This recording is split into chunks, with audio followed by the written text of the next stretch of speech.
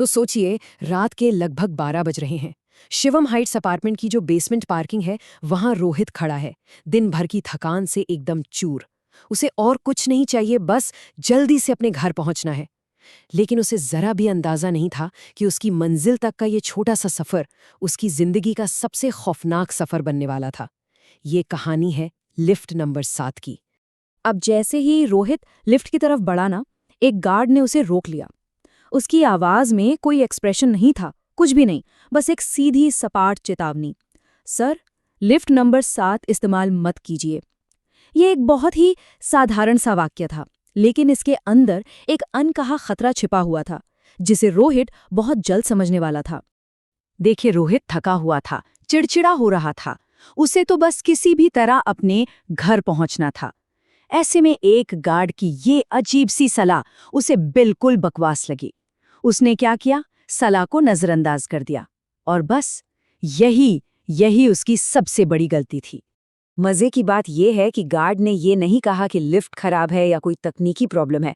नहीं, उसने जो कहा वो किसी भी लॉजिक से परे था। लोग वापस नहीं आते। रोहित ने तो इसे बस एक अंधविश्वास समझकर उड़ा दिया, लेकिन सच तो ये था कि ये आने वाले खतरे का पहला और सबसे साफ संकेत था। और ये देखिए रोहित का ओवर कॉन्फिडेंस। वो उस चेतावनी को मजाक में उड़ा देता है और जानबूझकर उसी लिफ्ट का बटन दबाता है। ये सिर्फ एक थके हुए इंसान का फैसला नहीं था, ये उसके अहंकार का प्रतीक था। आप जानते हैं, वो ये मानने को ही तैयार नहीं था कि कुछ चीजें उसके कंट्रोल से बाहर भी हो सकती हैं। तो बस अब कहानी का अगला चरण शुरू होता है। रोहित लिफ्ट के अंदर है, दरवाजे बंद हो चुके हैं और उसने जो सफर चंद सेकंड का समझा था ना, वो अब एक कभी न खत्म होने वाला बुरा सपना बनने जा रहा है। सोचिए जरा, दरवाजे की वो डरावनी क्रीक की आवाज, अंदर वो टिमटिमाती हुई लाइटें जो बेचैन कर दें, और ऊपर से एक अजीब सी सड़न जैसी गंध। लिफ्ट के अंदर का पूरा माहौल ही जैसे चिल्ला चिल्ला कर कह रहा था कि यहाँ कुछ बहुत ज्यादा गलत है। और ये रहा वो पल जब सब कुछ हाथ से निकलने लगता है। रोहित ने 7वीं मंजिल का बटन दबाया, लेकिन लिफ्ट ने उसकी एक नहीं सुनी। डिस्प्ले पर बेतरतीब नंबर चमक रहे थे। 4, फिर 9, फिर 13, और फिर अचानक सब रुक गया और डिस्प्ले पर आया 0। फ्लोर 0, एक ऐसा फ्लोर जो किसी भी बिल्डिंग के नक्शे पर होता ही नहीं है। घबराहट अब धीरे धीरे डर में बदल रही थी। जब सब कुछ गलत हो रहा हो तो इंसान का आखिरी सहारा क्या होता है? Emergency button. लेकिन यहाँ वो भी काम नहीं करता। अब ये बात बिल्कुल साफ हो चुकी थी, ये लिफ्ट सिर्फ एक मशीन नहीं थी, ये एक ऐसी ताकत थी जिसका अपना कोई इरादा था और रोहित उसमें बुरी तरह कैद हो चुका था। और ठीक इसी पल कहानी एक साधारण सी तकनीकी खराबी से निकलकर अलौकिक आतंक की दुनिया में चली जाती है। स्पीकर से जो ये आवाज आती है वो किसी इंसान की नहीं लगती। ये एक ऐलान था, एक फैसला था जो सुनाया जा चुका था। रोहित जोर से चिल्लाया, कौन है? लेकिन जवाब में उसे कोई नाम नहीं मिला, बल्कि एक खौफनाक ठंडी सी हंसी सुनाई दी। ये मजाक वाली हंसी नहीं थी, ये उस दर्द की हंसी थी जो अब रोहित को महसूस होने वाला था। तो अब हम कहानी के उस हिस्से में पहुंच रहे हैं जहां सारे राज खुलने वाले हैं। लिफ्ट का दरवाजा एक ऐसी जगह पर खुलता है जो असल में होनी ही नहीं चाहिए। फ्लोर 0, वो जगह जहां अतीत दफन है और इंतजार कर रहा है। रोहित बाहर कदम रखता है। यहाँ माहौल को महसूस करने पर जोर दिया गया है। वो ठंडी और चिपचिपी जमीन का एहसास तुरंत एक खतरे का संकेत देता है ना? वो अपने फोन की टॉर्च जलाता है और अंधेरे में उसे कुछ ऐसा दिखता है जो उसकी पूरी दुनिया हिलाने वाला था। सिर्फ ये 2 शब्द, वेलकम बैक। ये बस एक संदेश नहीं था, ये एक याद थी, एक आरोप था। ये शब्द साफ साफ बता रहे थे कि रोहित का यहाँ आना कोई इत्तेफाक नहीं है। वो यहाँ पहले भी किसी न किसी तरह से जुड़ा हुआ था और अब उसका अतीत बदला लेने लौट आया था। और फिर रोहित को सब कुछ याद आ गया। 2 साल पहले ठीक इसी लिफ्ट में एक लड़की की मौत हुई थी। उस समय रोहित ही मेंटेनेंस इंजीनियर था और ये उसी की लापरवाही थी जो उस हादसे की वजह बनी। तो ये कोई अनजान भूत नहीं था, ये उसके अपने कर्म थे जो उसे वापस खींच लाए थे। सच का सामना करना कभी आसान नहीं होता। रोहित का दिमाग इस हकीकत को मानने से इनकार कर रहा था। वो अपने उस गलती को भूल चुका था, या यूं कहें कि वो भूलना चाहता था।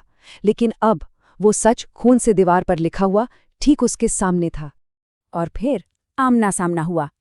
एक आवाज ने उसके ठीक पीछे से पूछा, तुम मुझे भूल गए रोहित? ये सवाल नहीं था, बल्कि एक गहरे दर्द और गुस्से से भरा हुआ एक इल्जाम था। ये वो पल है जहां डर अपने चरम पर पहुंच जाता है। रोहित के सामने उसकी लापरवाही का जीता जागता नतीजा खड़ा था।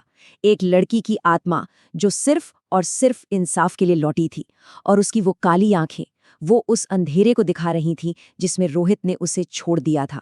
कहानी अब अपने अंजाम की ओर बढ़ रही है। रोहित ने सच का सामना कर लिया है, और अब उसे अपनी गलती की कीमत चुकानी होगी, क्योंकि ये एक ऐसी अंतिम यात्रा है जिससे कोई बच नहीं सकता।